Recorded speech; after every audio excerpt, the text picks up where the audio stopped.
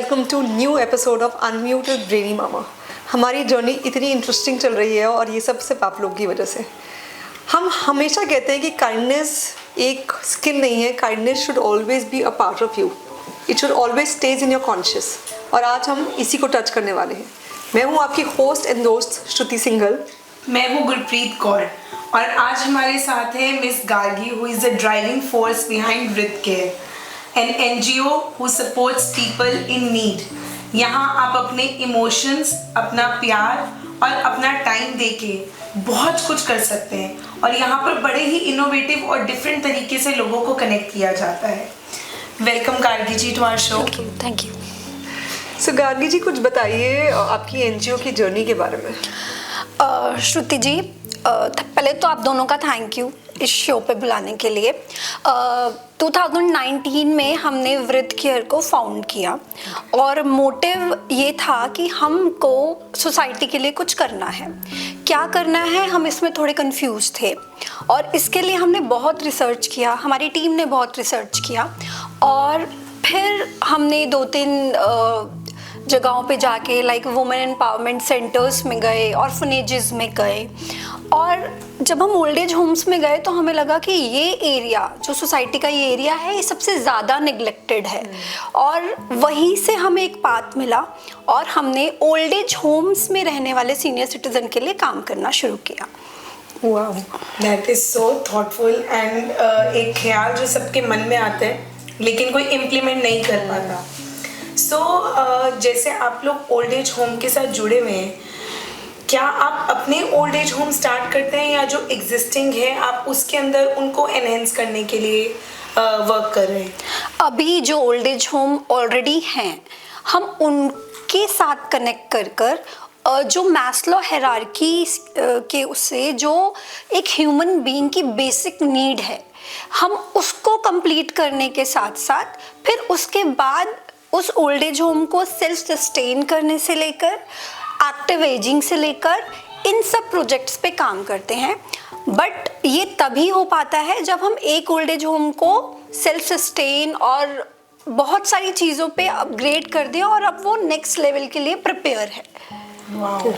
सो गार्गी जी, इसमें आप इंडिपेंडेंटली कर पाते हो कि आपको गवर्नमेंट बैकिंग है या फिर मतलब आई एम जस्ट आस्किंग, बस हम जैसे बहुत सारे लोग चाहते हैं लाइफ में NGO खोलना या उनके साथ काम करना, बट किसी को प्रोसेस ही नहीं पता कि वेयर टू स्टार्ट फ्रॉम।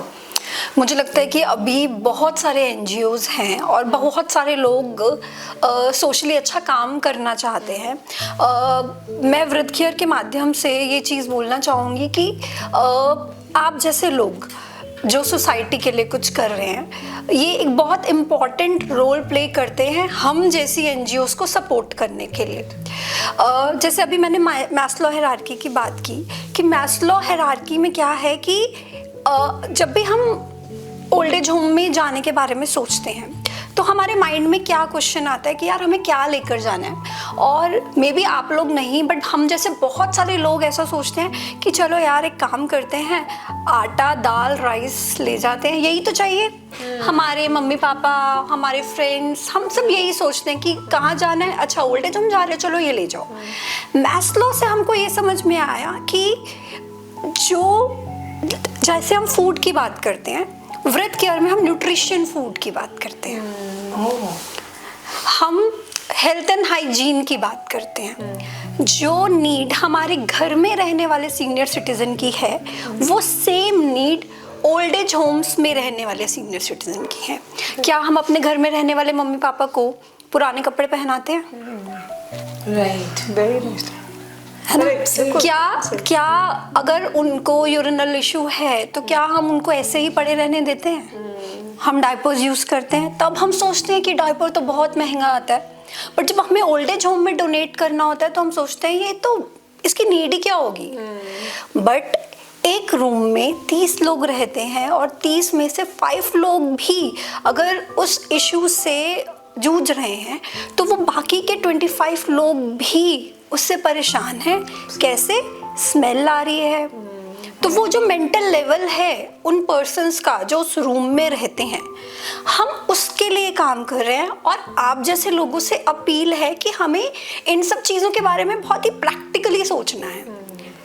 बहुत सारे लोग इसको एक इमोशनली कैटर करके दिखाते हैं, बट नहीं, प्रैक्टिकल है भाई।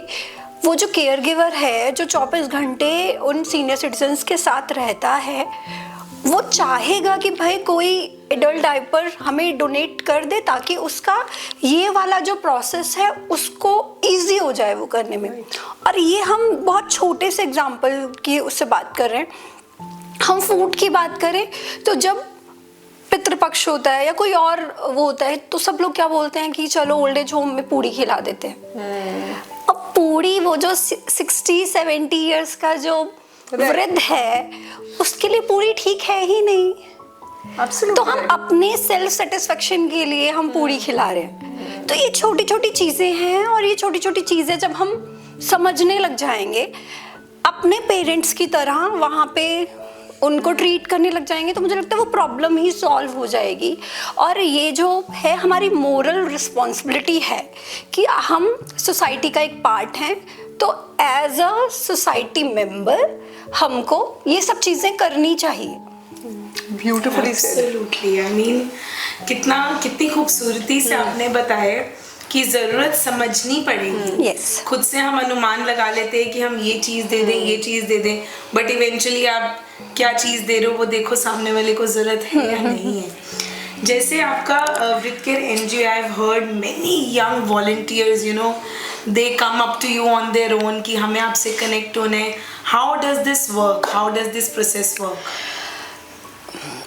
वॉलेंटियर्स का देखिए, सबसे जो आज के जनरेशन में वॉलेंटियर ही, क्योंकि हम अकेले खुद कुछ नहीं कर पाएंगे, और वॉलेंटियर्स ही कैपेबल हैं पैन इंडिया लेवल पे कहूँ, और जो उनकी एबिलिटीज़ हैं, किसी के अंदर म्यूज़िक किसी को बहुत अच्छा आता है तो वो जाके उनको म्यूज़िक सुना के एंटरटेन कर सकता है।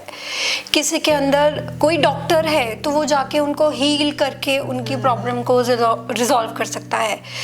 बहुत सारे स्टोरी टेलर हैं जो ओल्ड एज होम में जाते हैं और स्टोरी टेलिंग करते हैं, और बहुत सारे हमारे लोग हैं जिनके पास समय नहीं है लेकिन वो लोग फाइनेंशियली बहुत स्ट्रॉन्ग है, तो वो उस वे से यानी डोनेशंस के थ्रू सपोर्ट कर सकते हैं।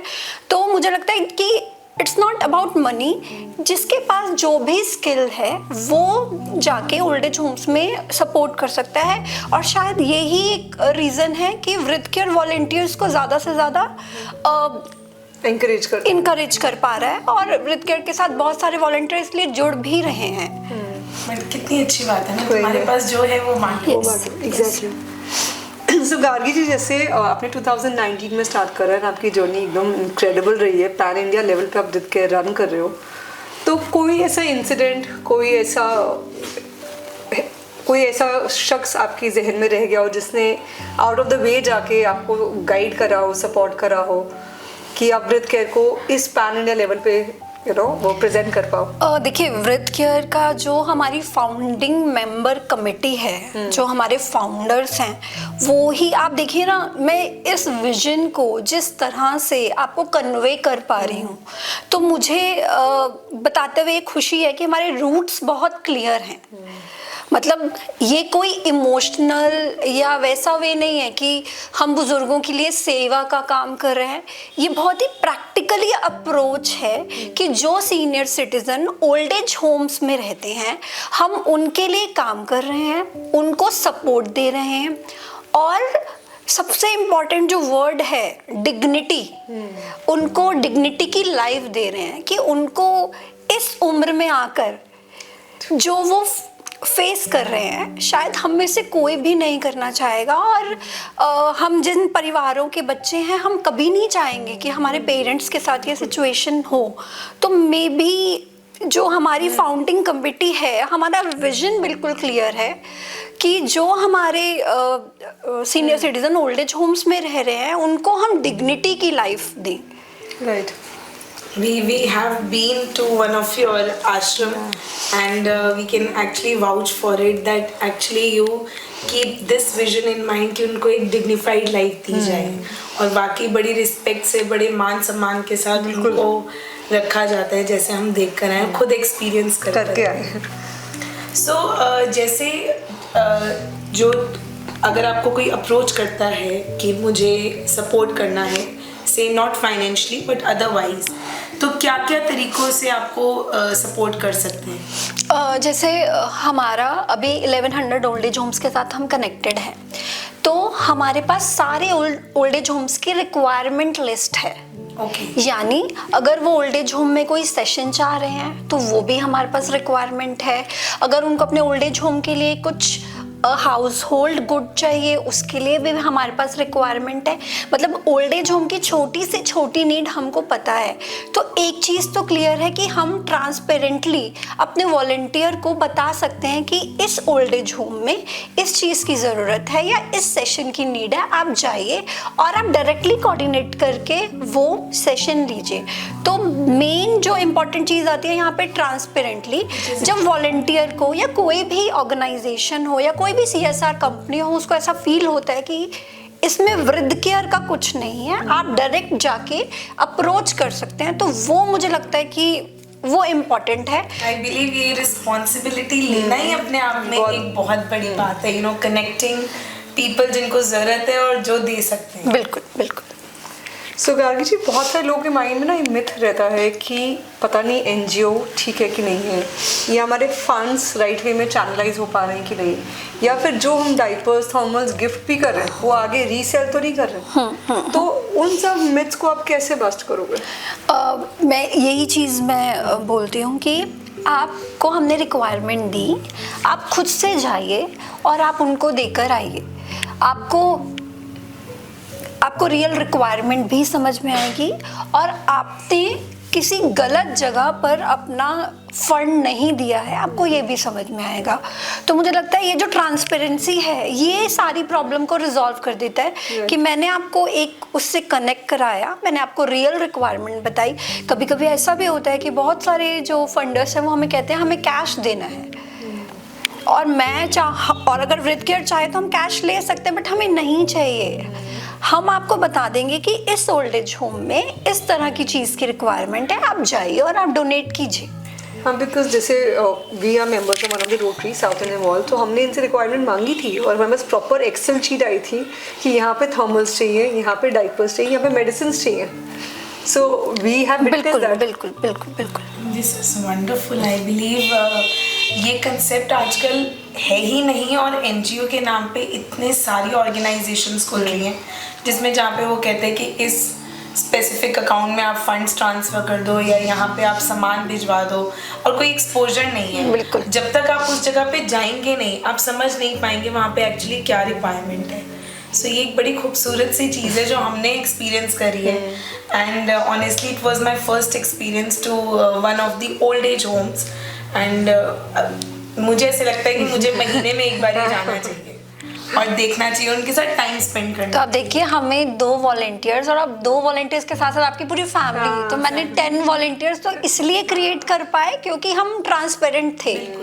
तो ये ही USP है वृद्ध केयर की। जैसे आप सिर्फ ओल्ड एज होम का ही ध्यान रखते हैं और कोई और कैटेगरी रिक्वायरमेंट के लोग भी हैं जिनको आप कंसिडर करते हैं, जैसे बच्चे हैं या अपने वुमेन एम्पावरमेंट की बात करिए, आर यू इन अभी हम ऑर्फनेजेस के लिए काम कर रहे हैं और ऑर्फनेजेस में हम मोरल स्टोरी के सेशंस काम कर रहे हैं, क्योंकि बहुत सारे लोग आते हैं, डोनेशन दे देते हैं, और मुझे लगता है कि जब 16 साल बाद वहाँ से बच्चा निकल के जाएगा तो वो सब भूल जाता है और उसके माइंड में शायद वो मोरल एजुकेशन याद रहे। आज भी हमें अपनी टीचर्स की कुछ कुछ चीज़ें हैं जो हमें हमेशा याद रहती हैं। हमें बचपन में सिखाया गया चोरी नहीं करनी, या बहुत सारी चीज़ें हैं जो हमें माइंड में है और वो हमको हमारी टीचर ने शायद किसी स्टोरी के थ्रू समझाई।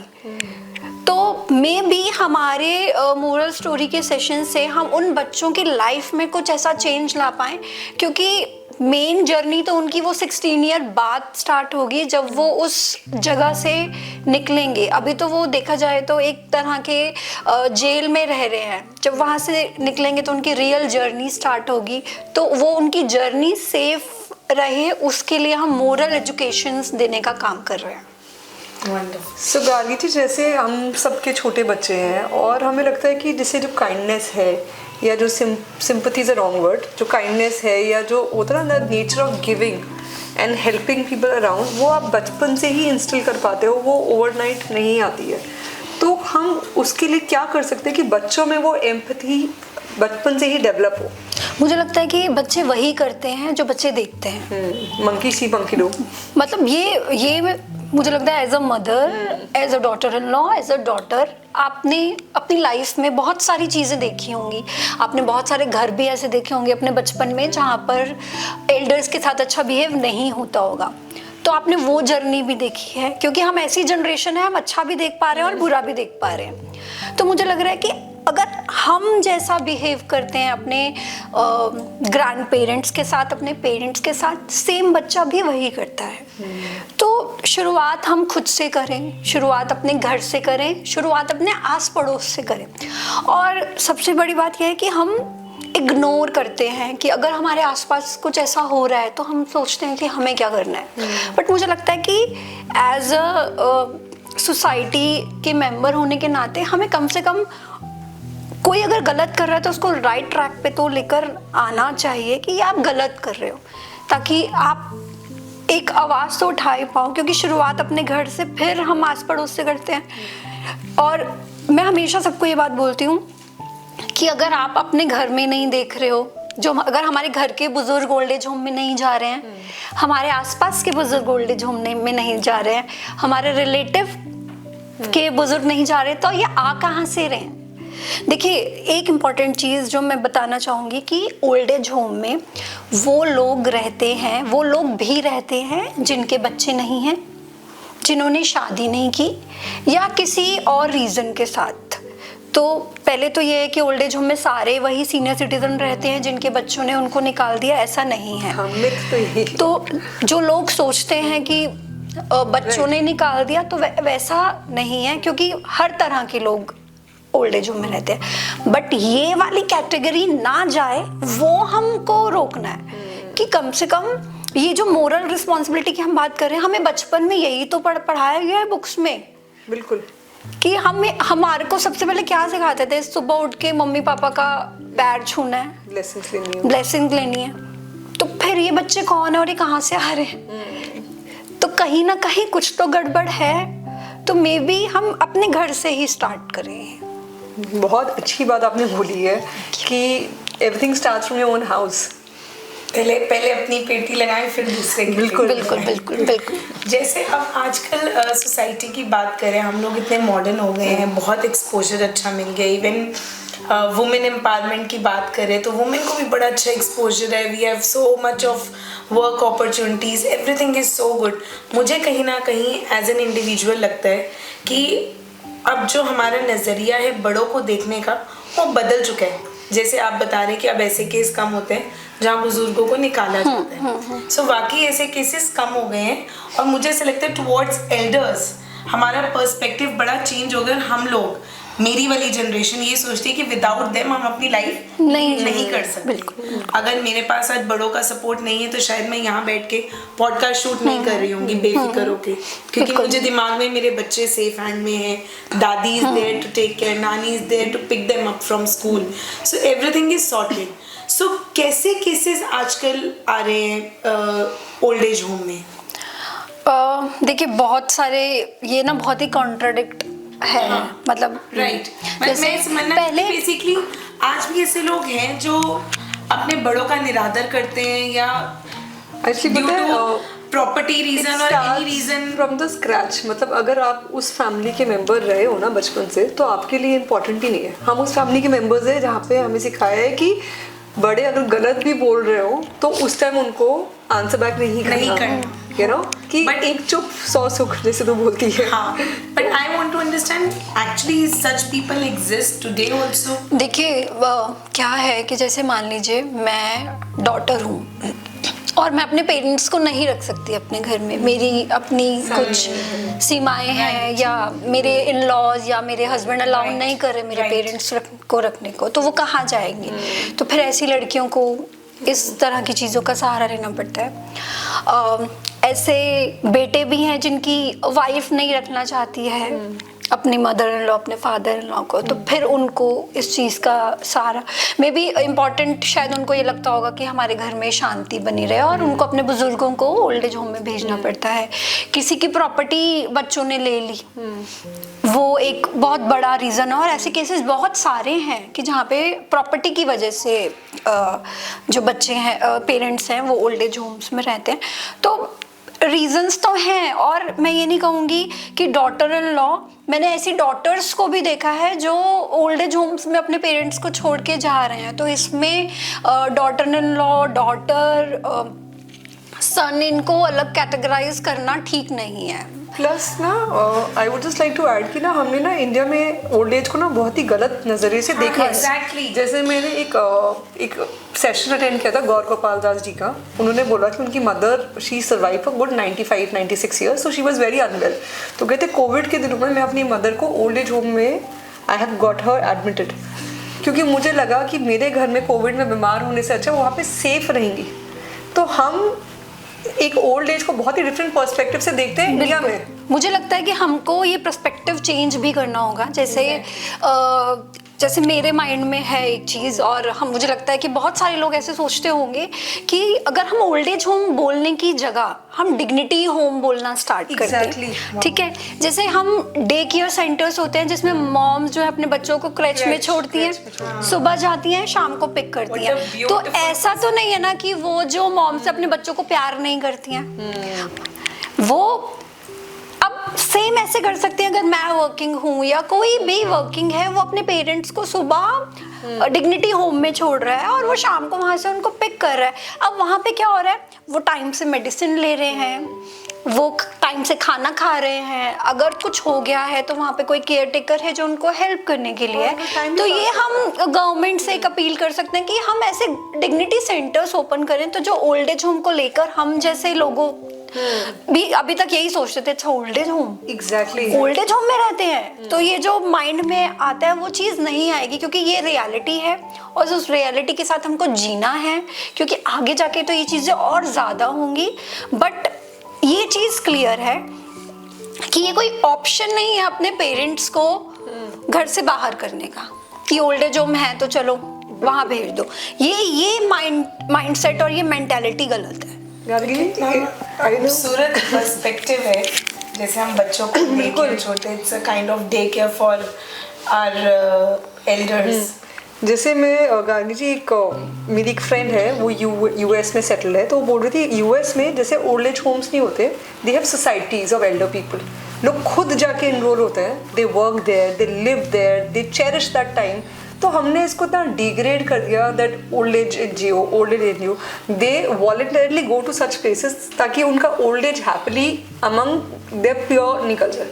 बिल्कुल बिल्कुल। तो be you know somebody like influencer like you जिसने वृद्ध केयर स्टार्ट करा, आई थिंक इस पर्सपेक्टिव पे भी वर्क करने की जरूरत है कि it is not just a NGO, but people can actually find a solution like this कि यार one life, why would you want to struggle in that life ना। बिल्कुल, बट मुझे लगता है कि अभी हमारी जो जनरेशन कह लें या अभी हमारी जो सोसाइटी है इस चीज़ को, क्योंकि ये इंडिया है और हम अपने रूट से बहुत जुड़े हुए हैं, तो ये अभी कल्चर अडेप्ट करने में अभी बहुत समय लगेगा। इम्पॉर्टेंट है, बट अभी क्या है कि एक प्रॉब्लम हमको दिख रहा है, उसको हम रिजॉल्व कर लें। और अगर कोई एक अच्छा सब्स्टिट्यूट मिल सकता है लाइक डिग्निटी सेंटर्स और डे केयर सेंटर्स, हम नाम ही कुछ ऐसा दें कि वो ओल्ड एज होम्स जो हम बार बार बोलते हैं, क्योंकि डिग्निटी वहीं से हर्ट होना शुरू हो जाती है। जैसे हम केयर टेकर को केयर टेकर ने केयर गिवर बोलते हैं, वो अपना एक बहुत इम्पोर्टेंट पूरा इम्पोर्टेंट पार्ट दे रहा है ना, मतलब वो उनकी केयर कर रहा है, केयर गिवर है वो, और उसको कुछ मिल नहीं रहा। एक वर्ड चेंज करने से पूरा कॉन्सेप्ट ही चेंज हो जाता है। मतलब बेनिफिट से हम अफेक्शनेट बन गए। बिल्कुल, कितना खूबसूरत नजरिया है वो, सच में। और इसमें हम केयर गिवर ट्रेनिंग पे भी काम कर रहे हैं। जितने भी ओल्ड एज होम्स हैं हमारे पैन इंडिया लेवल पे, हमारा every month care giver training session होता है, जिसमें केयर गिवर को बताया जाता है कि उनको किस तरह से बुजुर्गों का ध्यान रखना है और किस तरह से उनको अपनी मेंटल हेल्थ का ध्यान रखना है, क्योंकि सबसे ज़्यादा निग्लेक्ट होता है केयर गिवर। अगर हमारे घर में भी कोई बुजुर्ग बीमार है तो मतलब वो जो केयर गिवर है वो सफ़र करती है। So, जैसे आपके पास बहुत सारे यंग वॉलंटियर्स आते हैं एंड आई एम श्योर उनमें से कहीं अनट्रेन्ड भी होंगे कि बड़ों के साथ there is a certain way you have to deal with them, किसी तरीके से मेडिसिन किस हिसाब से देनी है या डाइपर्स का कैसे प्रोसेस है। So do you train those care givers? वृद्ध केयर का every month care giver training session चलता है, जो सेशन कोई भी ले सकता है। जो भी अभी तो वो सेशन केयर गिवर्स जो ओल्ड एज होम्स में अपनी सर्विसेज प्रोवाइड करते हैं वो लोग ये सेशन ले रहे हैं, बट ये सेशन सभी के लिए है। फैमिली केयर गिवर भी इसको ले सकते हैं और मेनली जो है वो जेरेटिक केयर गिवर, जेरेटिक मतलब लोगों को इतना पता नहीं है कि एक एज ऐसी भी आती है जब आपके ऊपर मेडिसिन्स वर्क नहीं करती हैं, आपको पेन रिमूवल थेरेपीज लेनी होती हैं, लाइक फिजियोथेरेपी हो गया। तो इस तरह की ट्रेनिंग हम लोग प्रोवाइड करते हैं। और केयर गिवर की खुद की मेंटल हेल्थ कितनी इम्पॉर्टेंट है, तो उसके लिए भी वृद्ध केयर जो है केयर गिवर ट्रेनिंग प्रोवाइड कराता है। कितनी इंटेंस थॉट है कि जो ध्यान रख रहे हैं उसका भी ध्यान रखना कितना जरूरी है। ब्यूटीफुल। सो गार्गी जी, एक बात बताइए दैट कहते हैं कि आप जितने बिजी रहते हो उतने कम लाइफ में इश्यूज दिखते हैं। तो जब ये वृद्ध केयर में जैसे जो भी एल्डरली लोग जब आते हैं तो वो अपने आप को बिजी रखने के लिए do they also get into some sort of activity? देखिए, बिजी तो वो अपने आप को नहीं रख पाते हैं, क्योंकि हमारी ओल्ड एज का सबसे बड़ा प्रॉब्लम यह है कि उस टाइम पे एक छोटा सा भी पेन है ना वो हमको ट्रिगर करता है। तो उस पेन के साथ कंटिन्यू बने रहना बहुत मुश्किल है। तो इसी के लिए जो हमारा वो जो वॉलंटियर वाला बकेट है कि वो वॉलंटियर्स ओल्ड एज होम में जाएं, स्टोरी टेलिंग करें, हमारे फिजियोथेरेपिस्ट जाएं, वो उनको हील करें और वो बिजी रहें, उसके लिए कुछ कुछ चीज़ें करें। और बिजी रहने के लिए आपने अभी जैसे बोला तो हमारा एक्टिव एजिंग प्रोग्राम है। यानी ओल्ड एज होम में वो सीनियर सिटीजन जो रहते हैं उनके लिए हम कुछ ऐसा एक्टिव एजिंग प्रोग्राम करें। लाइक जैसे मैं आपको एग्जांपल देती हूँ प्रयागराज का। प्रयागराज एक रिलीजियस प्लेस है, वहाँ पर हमने कुछ ओल्ड एज होम में जोत बत्ती मशीन उनको दी है। तो वहाँ पे जो भी वृद्ध माताएं हैं वो जोत बत्ती बनाती हैं और वो जोत बत्ती पैक करके वो लोग सेल करते हैं। सेम हमारा फरीदाबाद में एक ओल्ड एज होम है अनादि, मैं नाम इसलिए ले रही हूँ ताकि लोग वेरीफाई कर पाएं। अनादि, वहाँ पे हम लोगों ने धूप बत्ती मशीन दी। तो जो हमारी वृद्ध माताएं हैं वो धूप बनाती हैं और पर बॉक्स, आप अमेज़ॉन पे भी चेक कर सकते हैं, पर बॉक्स वो जो 20 रुपीज़ है वो हमारी उन माताओं को जाता है। तो जब उनके पास अर्निंग आती है तो वो अपने आप वो प्राइड फील करते हैं। इससे क्या होता है, ओल्ड एज होम भी सेल्फ सस्टेन हो रहा है, यानी वृद्ध केयर रहे ना रहे वो ओल्ड एज होम अपना सेल्फ सस्टेन रहेगा, चलता रहेगा। वो वृद्ध केयर के ऊपर डिपेंड नहीं है किसी भी चीज़ के लिए। तो ये एक इम्पॉर्टेंट चीज़ है एक्टिव एजिंग के प्रोजेक्ट में। कितना डीपली आपने इतनी सारी चीज़ों के बारे में सोचा है। Like honestly it's beautiful the way you've taken care of such small important things which are actually the pillars of an NGO. जी Very nice. गार्गी जी, जैसे मैं आपकी सब बातें सुन रही थी और जैसे इतना पैशनेट है अपने प्रोजेक्ट को लेकर, ये ना कुछ होता है कि हर कोई इतना पैशनेटली काम नहीं कर पाता, या फिर लाइफ में कभी कोई ऐसा इंसिडेंट होता है कि आपको लगता है कि I want to give my life to this service. तो आपकी जर्नी, मतलब how are you built like this? Is there a story behind this, या फिर this is like a god gifted way of the way you are, so much of empathy, so much thought process in building a community like this? वैसे तो जो लोग मुझे जानते हैं उनको भी ऐसा लगता होगा कि ये ड्रास्टिक चेंज कहाँ से आया है, बट हर पर्सन के 2 फेस होते हैं। एक पर्सन जो बचपन में हम जैसे होते हैं, और बचपन में मैं थोड़ी सी चुलबुली थी और ऐसा कुछ नहीं था कि मुझे लाइफ में कुछ ऐसा करना है। जब हम थोड़े से मैच्योर होते हैं तो हमें लाइफ में चीज़ें समझ में आती हैं कि इम्पोर्टेंट क्या है लाइफ के लिए। आपकी लाइफ आपके लिए इम्पोर्टेंट है, आपके परिवार के लिए इम्पोर्टेंट है, बट एक जो सोसाइटी है आप उसके लिए कुछ कर रहे हो, वो भी बहुत बड़ी चीज़ है कि को भगवान ने एक लाइफ दी है और वो लाइफ में आप जी के चले गए तो वो इम्पोर्टेंट नहीं है। आप अपनी लाइफ में कुछ दे के चले गए, मतलब लोग गार्गी को क्यों याद करेंगे, लेकिन लोग वृद्धकेयर को याद रखें, ये मेरे लिए इम्पोर्टेंट है, क्योंकि ये एक जर्नी है। और सच में हम लोगों ने एक ओल्ड एज होम से जो 1100 ओल्ड एज होम का सफ़र तय किया है, वो शायद ब्लेसिंग्स ही थी उन बुजुर्गों की, हमारे फाउंडर्स मेंबर की, और शायद मेरे पेरेंट्स की, जिनकी वजह से आज मैं यहाँ पे बैठी हूँ। तो मुझे लगता है कि हर एक की लाइफ में एक कहीं ना कहीं एक मोड़ आता है जब उसको अपना राइट ट्रैक मिल जाता है। शायद 2019 में जब मैं अपनी मैटरनिटी लीव से वापस आई तो मुझे एक राइट ट्रैक मिला। मैं बहुत कंफ्यूज थी कि मुझे क्या करना है लाइफ में, 10 चीज़ें चल रही थी दिमाग में, लेकिन ये आते ही मुझे ट्रैक मिल गया कि यार यही तो करना था। एक विजन मिल गया, तो वृद्धकेयर ने मुझे एक विजन दे दिया और मुझे लगता है कि अब कुछ और नहीं है मेरी लाइफ में। मतलब वो जो ब्लेसिंग्स, जब हम वहाँ पे जाके उनके फेसेस देखते हैं और वो मुझे मेरे नाम से मुझे बुलाते हैं, तो वो भी एक मन को छू जाता है। और एक इंसिडेंस मैं हमेशा डिस्कस करती हूँ कि जैसे मैंने बोला कि मैं आपकी बेटी की तरह हूँ, तो उन्होंने बोला नहीं बेटी नहीं हो, बेटी शब्द मेरे लिए श्राप है, आप मैम ही हो, आप गार्गी मैम ही हो। तो वो चीज़ की यार वो माँ किस दर्द से गुजरी होगी कि जो बेटी नहीं बनाना चाह रही है मुझे, वो बोल रही है आप मैम ही हो, आप और आप मैम ही रहो।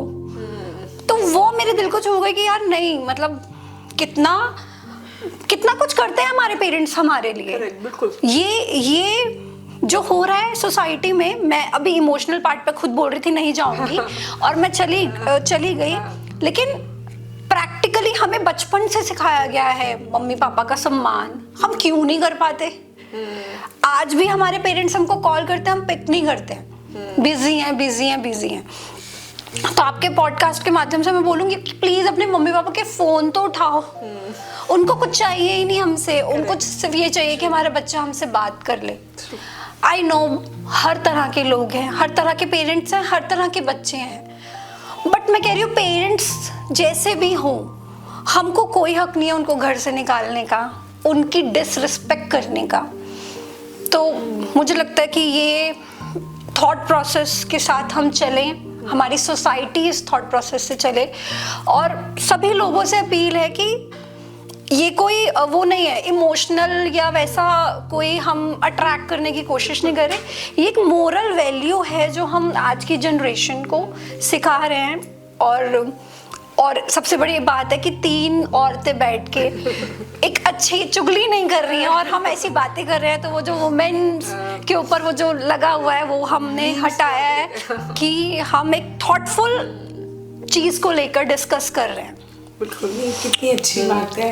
एंड कहीं ना कहीं मुझे ऐसे लगता है अगर किसी को समझ आएगी ना तो ये डिस्कशन देख के समझ आ जाएगी, और नहीं आएगी ना तो फिर जिंदगी उसको एक्सपीरियंस से सिखाती। हाँ, ये तो है। जैसे हमने सीखा, हम बड़े हुए, now what we feel for our children, now we realize how our parents used to stop us for doing certain things जो हम नहीं सुनते थे, हमें लगता था क्यों मना कर रहे हैं, और आज हमें as parents समझ आती है यार अच्छा this is the reason, you know, they were right somewhere.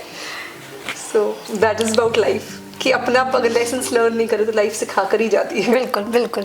अच्छा एक बात बताओ, मेरे दिमाग में आए, जैसे बहुत सारे लोगों के मन में आता है कि हमें एक NGO स्टार्ट करनी है, we have equipments, we have sources, हम इसको कैसे यूटिलाइज करें, हम अपना स्टार्ट करते हैं rather than participating in some other NGO. What are the documentation or requirements one need to have for the same? NGO open करने के लिए फाउंडेशन किसी भी foundation देखिए डिपेंड करता है कि जैसे आप सोसाइटी रन कर सकते हैं, आप सेक्शन 8 कंपनी रन कर सकते हैं, आप ट्रस्ट रन कर सकते हैं। जैसे वृद्ध केयर फाउंडेशन जो है वो सेक्शन 8 कंपनी है, और इट्स अप टू यू कि आप किस वे से आगे बढ़ना चाहते हैं। It totally depends on that, how big you want to be or how small you want to be in part of participation in society welfare. So we talked about Vrit Care, and now you told us that you are participating in orphanages also. So what is Vrit Care's projection in near future? अभी जो important चीज़ है वो ये है कि हम लोग चाहते हैं gold standard old age home create करना। जो ओल्ड एज होम हैं उनको ही हम गोल्ड स्टैंडर्ड के उससे देखें, यानी वहाँ पे बुजुर्ग हैप्पीली रह रहे हैं, अपना काम भी खुद कर रहे हैं, वहाँ पे ऑर्गेनिक फार्मिंग हो रही है, वहाँ पे बुजुर्ग एक्टिव एजिंग के प्रोजेक्ट्स कर रहे हैं, और अपनी लाइफ को सेल्फ सस्टेन करते हुए, अपने आप को बिल्कुल सेल्फ सस्टेन करते हुए अपनी लाइफ को हैप्पीली जी रहे हैं। तो यानी अभी अगर हम 1100 ओल्ड एज होम्स के साथ कनेक्टेड हैं तो हमें लगता है कि हमें 100 का टारगेट लेके चलना चाहिए कि हम 100 ऐसे ओल्ड एज होम्स बना दें जहाँ पे जो हमारे सीनियर सिटीजन हैं वो खुद से ही चीज़ें कर रहे हैं, मतलब कुकिंग की एडवाइस भी खुद दे रहे हैं, आज खाने में क्या बनेगा, वहाँ पर सोलर है ताकि उनकी इलेक्ट्रिसिटी सेव हो रही है, उसकी उनको सब्सिडी मिल रही है, वहाँ पे एक्टिव एजिंग प्रोजेक्ट चल रहे हैं, कुछ भी वो बना रहे हैं, उनको सेल करके वो अपनी इनकम जनरेट कर रहे हैं, ताकि वृद्ध केयर जैसी ऑर्गेनाइजेशन की उनको नीड ना पड़े, और हम प्राउडली कह सकें कि हमने एक मॉडल क्रिएट किया और हम गवर्नमेंट को, कॉर्पोरेट्स को और सोसाइटी के बाकी लोगों को दिखा पाएँ कि जो ओल्ड एज होम, जिस ओल्ड एज होम की हम कल्पना करते हैं, जिसको इतना निगलेक्ट किया जाता है ओल्ड एज होम्स के नाम से, वो किस तरह से रन हो सकता है वो हम गवर्नमेंट को दिखाना चाहते हैं, और जिसमें जो हमारे सीनियर सिटीज़न हैं एक डिग्निटी की लाइफ जी रहे हैं। वहाँ पर अभी क्या होता है, जैसे मैं इसमें ऐड करना चाहूँगी, जब आप ओल्ड एज होम में जाते हो ना तो आपको सीनियर सिटीज़न के साथ ओपन अप होने में टाइम लगता है। उनको ऐसा लगता है कि अभी आ गए हैं, अब हमसे पूछेंगे कि हमारी लाइफ में क्या हुआ, हम क्यों आए यहाँ पे। वो आपसे नज़रें नहीं मिलाते, आपको उनको कंफर्ट देना पड़ता है। इसलिए हमें यंग जनरेशन वाले वॉलंटियर्स चाहिए होते हैं, क्योंकि वो उनके साथ कंफर्टेबल हो जाते हैं, उनको उनकी ईगो नहीं आती है, उनको लगता है कि हाँ इनके साथ मैं डिस्कस कर सकता हूँ, इनके साथ मैं हंस खेल सकता हूँ। जब वो old age home dignity centres की तरह काम करेंगे, जहाँ पे वो आपका वेलकम करेंगे, आप उनको कुछ देने नहीं जा रहे हो, आप वहाँ पे कुछ लर्निंग के लिए जा रहे हो, आप उनके एक्सपीरियंस से कुछ लेने जा रहे हो, वो एक इम्पॉर्टेंट चीज़ है जो मुझे लगता है कि हमें, हमारा एक विजन है, वो जो हम ओल्ड एज होम जो गोल्ड स्टैंडर्ड बोलते हैं कि ये राइट नेम है, और यहाँ पे हर चीज़ हो रही है, तो वो इम्पोर्टेंट है। ओल्ड एज होम ही रहेगा, वो हैप्पी होम होगा, हैप्पी होम होगा, बिल्कुल वो happy home. Amazing perspective. I believe अगर ऐसे वाले हो ना तो somewhere down the line when I grow old, I would love to enroll and register myself. मन करता है वियना शिफ्ट हो जाए, यही शिफ्ट हो जाएंगे। बिल्कुल बिल्कुल बिल्कुल बिल्कुल। Beautiful. So गार्गी जी, लास्ट few questions, few नहीं मतलब 1-2 that we have on our mind, कि जैसे आप इतने ज़्यादा बेस लेवल पे सोसाइटी से जुड़े हुए हो, तो क्या चीज़ आपको लगती है कि हमारे बड़ों को चेंज करनी चाहिए, सीनियर सिटीजन को, ताकि वो सोसाइटी में हैप्पीली रह पाए, और क्या चीज़ हमारी जनरेशन को या हमारे बच्चों को सीखनी चाहिए, इंस्पायर होनी चाहिए, ताकि ये सिचुएशन ही अराइज ना हो कि you know that the family is not living happy together.